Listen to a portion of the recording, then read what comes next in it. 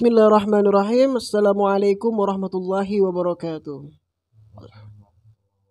Alhamdulillah. Allahumma salli ala sayyidina Muhammadin wa ala ali sayyidina Muhammad wa ala ahli baiti.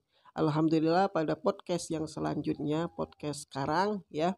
Udah berapa bulan nih kita nggak bikin podcast. Alhamdulillah pada kesempatan ini kita dapat kembali lagi untuk memberi pencerahan, memberi arahan, dan juga biar Anta Entertainment itu semakin bermanfaat untuk para subscribernya, buat sahabat Anta ya. Alhamdulillah sekarang saya ditemenin oleh Al Habib Ahmad Lutfan bin Zain Basyaiban ya, yang mana kita akan banyak bertanya sama beliau untuk segmen pertama ini, khususnya tentang para wali dan juga yang kita ziarahi, yaitu Al Habib Abdullah bin Muhsin Al-Atas, atau yang lebih akrab kita dengar yaitu Keramat Empang. Nah Habib, untuk itu pertama antum perkenalkan diri, terus apa sih menurut antum, apa definisi orang soleh ataupun waliullah itu Bib? Fadhal. Al-Faqir Ahmad Lutfan bin Zain bin Abdurrahman Basyaiban dari Magelang. Ini Habib Jamil tadi tanya tentang wali ya Habib ya, tentang wali Allah atau orang soleh. Wali Allah atau orang soleh adalah kekasihnya Allah Subhanahu wa Ta'ala, yang mana definisi singkat daripada wali atau orang soleh yaitu sebagaimana yang dikatakan oleh Al-Imam Al-Hafidh Al-Musnid Al-Qutub Al-Habib Abdullah bin Abdul Qadir bin Ahmad bin Fiqih radhiyallahu anhu, al-wali al-mu'minul muttaqi. Seorang wali itu adalah orang yang mukmin yang bertakwa kepada Allah Subhanahu wa Ta'ala. Seorang wali itu adalah orang yang takut kepada Allah Subhanahu wa Ta'ala, orang yang menjalankan segala perintah Allah Subhanahu wa Ta'ala dan menjauhi larangannya dengan betul-betul. Ya, seorang wali itu bukan seperti yang ada di pemikiran orang-orang awam ya, bisa terbang, bisa menghilang, bisa berjalan di atas air, bisa membaca isi hati orang dan lain sebagainya. Itu seorang wali itu bukan seperti itu. Seorang wali itu orang yang menjalankan betul-betul aturan Allah Subhanahu wa Ta'ala. Seorang wali adalah orang yang semangat beribadah mendekatkan diri kepada Allah Subhanahu wa Ta'ala. Seorang wali adalah seorang yang mau mengikuti ajaran syariat yang dibawa oleh Nabi Muhammad SAW. Seorang wali adalah yang rakus untuk menjalankan sunnah-sunnah Nabi Muhammad SAW, bukan yang terbang, bukan yang menghilang, bukan yang berjalan di atas air dan lain sebagainya, bukan seperti itu ya. Dan wali ini para aulianya Allah Subhanahu wa Ta'ala, para kekasihnya Allah Subhanahu wa Ta'ala, diciptakan oleh Allah Subhanahu wa Ta'ala di atas muka bumi ini karena untuk apa? Untuk menjaga bumi salah satunya ya. Al-Imam Al-Haddad radhiyallahu taala anhu, Shahibur Ratib, beliau mengatakan di dalam syairnya seperti ini: bihim yadfa'ullahu al-balaya wa yakshifur razaya wa yusdi kulla khairin wa ni'mati walaula humu bainal anami ladubtikat jibalun wa ardun lirtikabil khatiyati. Kata beliau, berkat mereka para wali Allah, para orang-orang saleh yang ada di atas muka bumi ini, Allah Subhanahu wa Ta'ala mencegah bala dan juga menyingkap segala bencana. Kemudian Allah Subhanahu wa Ta'ala memberikan segala kebaikan dan kenikmatan.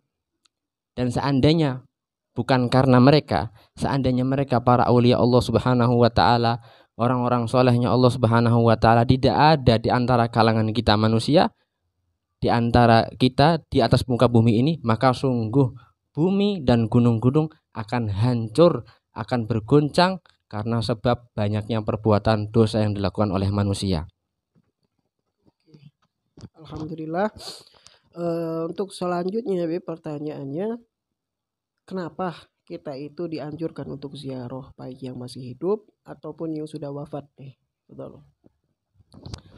Kenapa kita dianjurkan oleh ulama-ulama kita, oleh orang-orang soleh kita untuk menziarahi seorang wali, baik yang masih hidup maupun yang sudah meninggal. Karena di dalam menziarahi seorang wali, orang soleh, terdapat kemanfaatan dan keutamaan yang sangat banyak dan besar.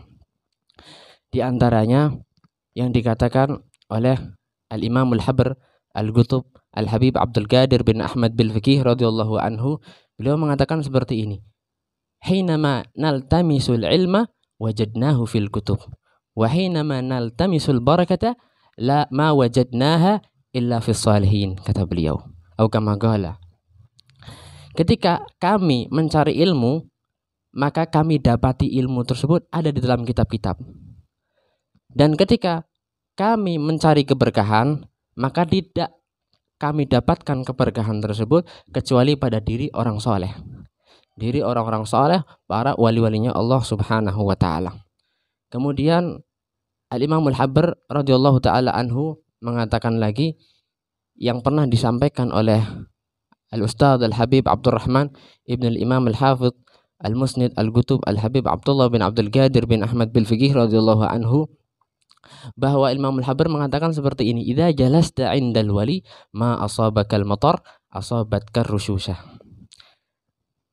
Apabila Anda duduk di hadapan wali, baik yang masih hidup maupun yang sudah meninggal, kalau Anda itu tidak mendapatkan rahmat, hujan rahmat daripada duduknya antum di hadapan makam wali atau seorang wali yang masih hidup, maka Anda akan mendapatkan percikan daripada rahmat tersebut.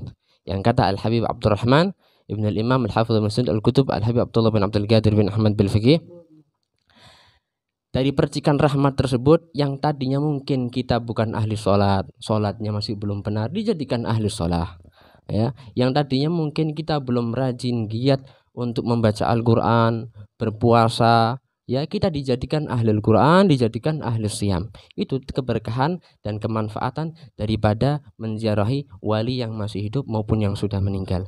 Kemudian di antara keutamaan menziarahi wali, disebutkan oleh Al-Habib Al-Allamah Zain bin Ibrahim bin Zain bin Sumait di dalam kitabnya Al-Manhajus Sawi. Al-Habib Al-Imam Al-Qutb Abu Bakar bin Abdullah bin Talib Al-Attas radhiyallahu ta'ala anhu, yang mana beliau merupakan guru daripada Al-Habib Al-Imam Al-Qutb Ali bin Muhammad bin Husain Al-Habsyi sahibul Maulid. Beliau pernah ditanya seperti ini: "Madza yu'ta zairu gabril wali?" Ya Habib, apa sih yang akan diberikan kepada orang yang menziarahi makam seorang wali? Maka dijawab oleh beliau, ihda khaslatain, akan diberi dua perkara ini. Yang pertama, antughfar dzunubuh, dosanya akan diampuni oleh Allah Subhanahu wa taala. Kemudian yang kedua, ini sangat jarang, yaitu mendapatkan kedudukan atau martabat yang dimiliki oleh wali yang kita ziarahi. Dan insya Allah ketika kita menziarahi makam seorang wali, dosa-dosa kita akan diampuni oleh Allah Subhanahu wa taala. Kemudian di antara keutamaan menziarahi seorang wali, baik yang masih hidup maupun yang sudah meninggal, itu disebutkan oleh Qutbil Irfan Asy-Syaikh Ali bin Abi Bakar As-Sakran radhiyallahu ta'ala anhu dalam kitabnya, yang mana beliau meriwayatkan dari Asy-Syaikh Muhammad bin Husain Al-Bajali. Asy-Syaikh Muhammad bin Husain Al-Bajali ini pernah berkata seperti ini: "Ra'aitu fil manam Rasulullah sallallahu alaihi wasallam." Aku pernah bermimpi bertemu Rasulullah sallallahu alaihi wasallam. Yang mana di dalam mimpi tersebut aku bertanya kepada Rasulullah sallallahu alaihi wasallam, "Ya Rasulullah, ayyul a'mal afdal?" Wahai Rasulullah, amal apakah yang paling afdal, yang paling utama? Maka Rasulullah sallallahu alaihi wasallam menjawab, "Julusuka baina yaday walillah kahala bisyatin au kasyajji baydatin afdal min an tataqatta'a fil ibadah hirban irba," atau kama qala Rasulullah sallallahu alaihi wasallam, yaitu duduknya kamu di hadapan seorang wali ibarat seperti hanya memerah susu atau mendadar telur saking sebentarnya. Itu lebih afdal daripada kamu beribadah sampai terpotong-potong tubuhmu saking semangatnya beribadah, saking terus-terusnya beribadah, kata Rasulullah sallallahu alaihi wasallam dalam mimpi Syekh Muhammad bin Husain Al-Bajali. Kemudian Syekh Muhammad bin Husain Al-Bajali bertanya lagi, ya Rasulullah, itu khusus menziarahi wali yang sudah meninggal ataupun yang masih hidup? Maka Rasulullah menjawab, hayyan kana al-wali mayitan. Ya, hidup maupun sudah meninggal. Itu keutamanya seperti itu. Sebagaimana disebutkan oleh Syekh bin Abi Bakar As-Sakran. Sebenarnya masih banyak tentang ziarah kepada wali-walinya Allah Subhanahu wa taala. Tapi ini yang saya bisa sampaikan sedikit daripada keutamaan dan kemanfaatan untuk menziarahi makam wali Allah atau orang solehnya Allah Subhanahu wa taala. Khair. Terakhir Bib, pertanyaannya yang kita ziarahin ini keramat Empang nih, Habib Abdullah bin Muhsin Al-Attas, ya. Manakib beliau itu biar dikenal sama netizen sahabat Anta, siapa beliau, ya. Al-Habib Al-Imam Al-Qutub Abdullah bin Muhsin Al-Attas, atau lebih dikenal oleh masyarakat Habib Abdullah bin Muhsin Empang Bogor, ya, keramat Empang. Al-Habib Abdullah bin Muhsin Al-Attas ini adalah seorang wali besar, ya. Bahkan beliau itu adalah wali kutub, pimpinan para aulia sedunia yang ada di masanya, ya. Al-Habib Abdullah bin Muhsin Al-Attas adalah seorang soleh wali besar dari kalangan Ahlul Bait Nabi Muhammad SAW, yang mana beliau ini dilahirkan di sebuah desa yang bernama Haurah, ada di negeri Hadramut tanah Yaman. Beliau dilahirkan pada tahun 1265 Hijriah. Sejak kecil beliau dididik oleh orang tuanya yang soleh dan solehah. Dan dari sejak kecil memang sudah nampak dalam diri beliau kecerdasan dan juga kesemangatan beliau untuk beribadah dan menuntut ilmu kepada para guru, para ulama yang ada di zamannya. Sejak kecil beliau itu belajar ilmu agama kepada ulama setempat yang ada di daerah sana, namanya Syekh Umar bin Faraj bin Sabbah radhiyallahu taala anhu. Kemudian setelah beberapa waktu atau beberapa tahun setelah beliau belajar kepada Syekh Umar tersebut, ayahanda beliau yakni Al-Habib Muhsin Al-Attas mengirim putranya yakni Al-Habib Abdullah bin Muhsin Al-Attas ke Hadramut untuk berguru kepada para ulama besar yang ada di sana. Di antaranya yaitu kepada Al-Habib Al-Imam Al-Qutub Al-Habib Al-Imam Al-Qutub Abu Bakar bin Abdullah bin Talib Al-Attas. Kemudian Al-Habib Al-Imam Al-Qutub Saleh bin Abdullah Al-Attas. Kemudian kepada Al-Habib Abdullah bin Alwi Al-Idrus dan lain sebagainya daripada ulama-ulama besar yang ada di negeri Hadramut. Pada usia 18 tahun beliau ini pergi haji ke Makkah dan juga menziarahi makam kakek beliau yakni Rasulullah Shallallahu Alaihi Wasallam. Dan di sana beliau menyempatkan diri untuk mendatangi kepada para ulama-ulama besar yang ada di kota Makkah dan Madinah. Bukan hanya itu, beliau juga bertabarukan kepada mereka dan juga menuntut ilmu daripada mereka. Setelah selesai, beliau kembali lagi ke Hadramut, terutama di kota Tarim, ya. Beliau berguru di kota Tarim oleh beberapa ulama besar di zamannya. Kemudian setahun kemudian ini Al-Habib Abdullah bin Muhsin Al-Attas pergi haji lagi. Di sana beliau itu mendapatkan sebuah mimpi yang mana dalam mimpi tersebut sumbernya tidak jelas, belum diketahui. Akan tetapi Al-Habib Abdullah bin Muhsin Al-Attas ini setelah bermimpi, nggak tahu itu mimpi apa, sehari setelah mimpi tersebut Habib Abdullah bin Muhsin Al-Attas memutuskan untuk hijrah ke Nusantara, ke Indonesia. Beliau berlayar dari Jazirah Arab ke Indonesia dan berlabuh ke kota Pekalongan. Dari kota Pekalongan beliau melanjutkan perjalanannya lagi menuju ke rumah Al-Habib Al-Imam Ahmad bin Hamzah Al-Attas yang ada di Pekojan, Jakarta. Di sana beliau juga berguru kepada Al-Habib Ahmad bin Hamzah Al-Attas. Setelah itu beliau diperintahkan untuk berdakwah yang ada di Jakarta, ya, dari kampung ke kampung sampai dakwah beliau sampai kepada daerah Empang Bogor. Daerah Empang Bogor yang mana di situ banyak masyarakatnya yang senang dengan Habib Abdullah bin Muhsin Al-Attas, kemudian menyiapkan tempat tinggal untuk Al Habib Abdullah bin Muhsin Al-Attas, yang mana di sana beliau juga mengajarkan kepada masyarakat tentang Al-Quran, tentang sholat, tentang ibadah, tentang agama, dan juga membaca Ratibul Attas, Ratibul Haddad setiap hari bersama masyarakat sana. Kemudian Al-Habib Abdullah bin Muhsin Al-Attas itu di sana di Empang Bogor itu membangun masjid pada tahun 1318 Hijriah, yang mana masjid tersebut diberi nama Masjid An-Nur. Masjid An-Nur, atau lebih dikenal oleh masyarakat Masjid Empang, Masjid Empang Bogor, yang mana masjid tersebut dikenal sebagai masjid yang tertua yang ada di kota Bogor, ya. Kemudian masjid tersebut dimakmurkan oleh beliau, kegiatan ibadah, kegiatan majlis taklim dan lain sebagainya. Dan beliau ini wafat pada hari Rabu awal bulan Muharram tahun 1352 Hijriah pada usia 86 tahun. Semoga apa yang saya ceritakan tentang biografi sekelumit saja daripada Al-Habib Al-Imam Al-Qutub Abdullah bin Muhsin Al-Attas memberikan kemanfaatan untuk diri kita mendapatkan keberkahan daripada Al-Habib Abdullah bin Muhsin Al-Attas. Selanjutnya nanti kita akan lanjut di makom langsung dan segmen selanjutnya. Kemudian